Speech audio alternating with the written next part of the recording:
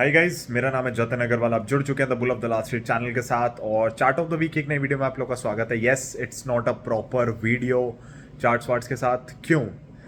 तो सबसे पहली चीज मैं आपको बता दूं, ब्रॉन्ज मेंबर्स के लिए चार्ट मैंने डाला है। तो अगर आपने ब्रॉन्ज मेंबरशिप ले रखी है, पिछले हफ्ते भी चार्ट था और इस हफ्ते भी चार्ट है।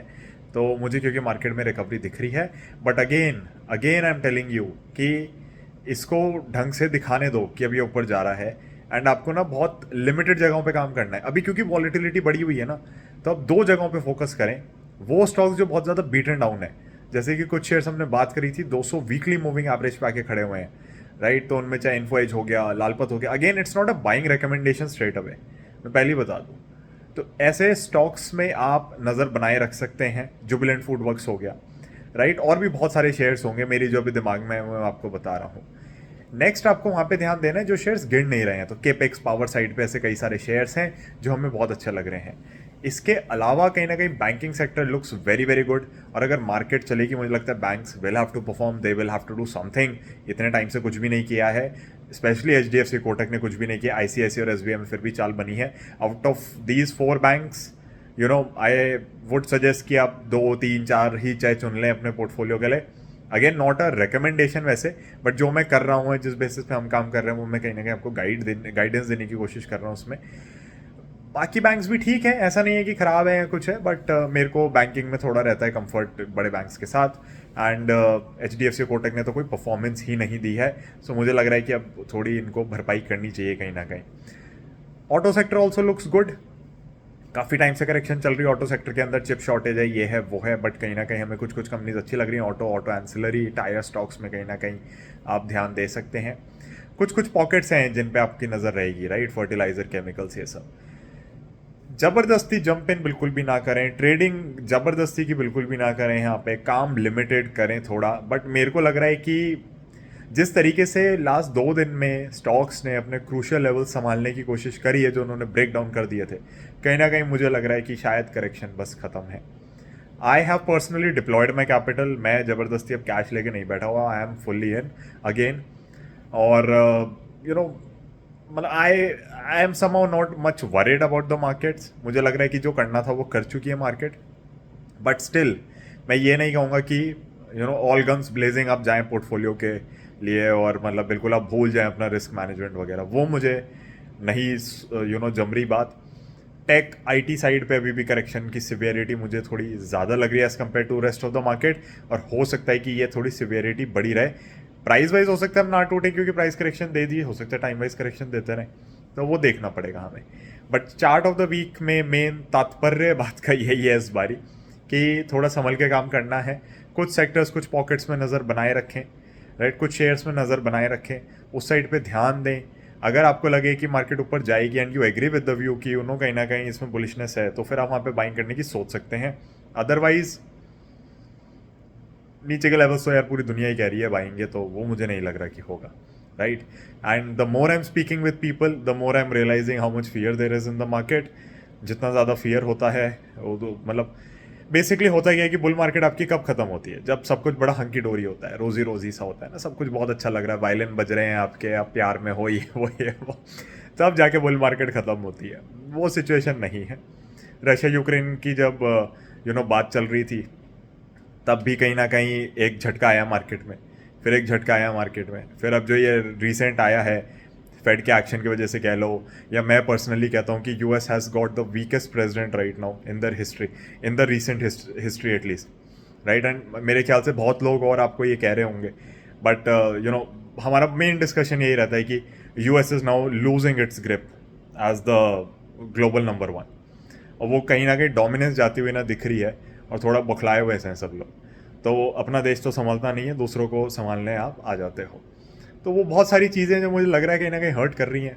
FIs की अगर हम बात करें, अपने देश में बेच रहे हैं, तो अपने देश के सगे नहीं है तो यहाँ भी बेच ही रहे हैं। तो और यहाँ पे एब्जॉर्ब इतनी ज़्यादा हो रही है क्वांटिटी कि I am pretty sure FIs going to be very hurt when they have to रीबाय।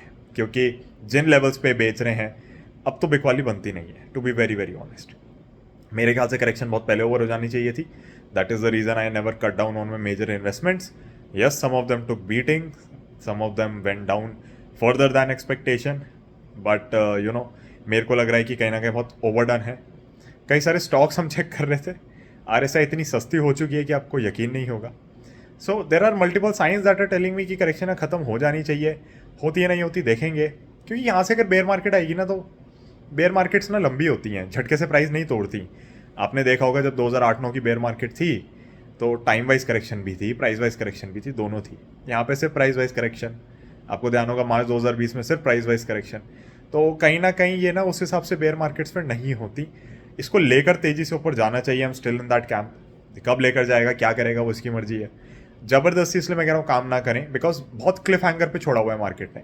हो सकता है ऐसा हो जाए, हो सकता है ऐसा हो जाए। अब हम तो मार्केट के हिसाब से चलेंगे। अब तक मैंने ज़बरदस्ती कोई सेलिंग नहीं करी है यहाँ पे। Again I am fully deployed, I am fully invested.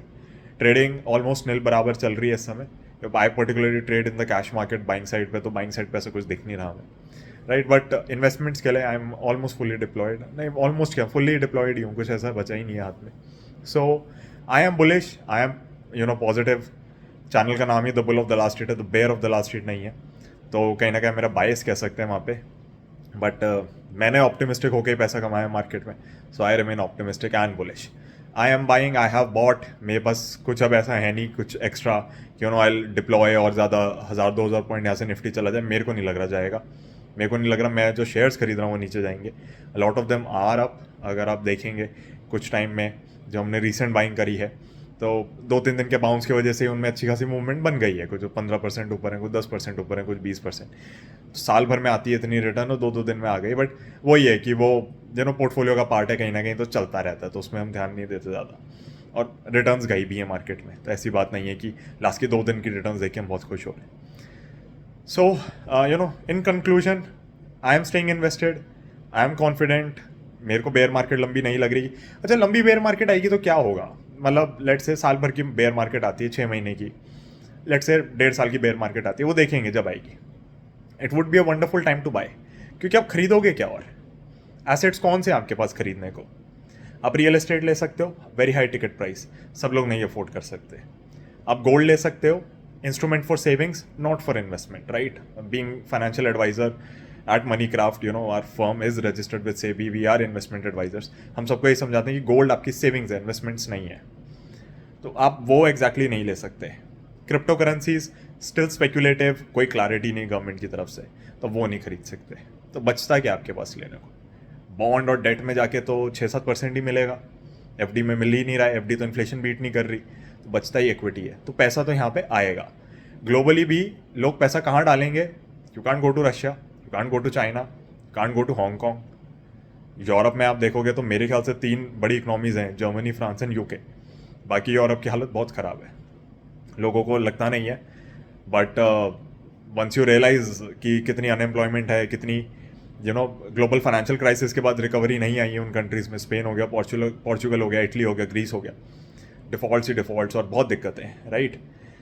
तो कहीं ना कहीं आपको रियलाइज़ होता है कि ऐसा कहीं डालने की जगह नहीं बची है। जब जगह नहीं बची है तो यहाँ तो आना ही आना है। So I am quite confident about India. अपनी कंजम्पशन इतनी ज़्यादा है, रिसेशन का सब शोर मचाते रहते हैं। आप सड़क पे चले जाओ, आपको रिसेशन दिख जाता है। वीकेंड पे आपको होटल की बुकिंग नहीं मिलेगी कहीं पे, अगर आप बुकिंग करा के नहीं जा रहे पहले से।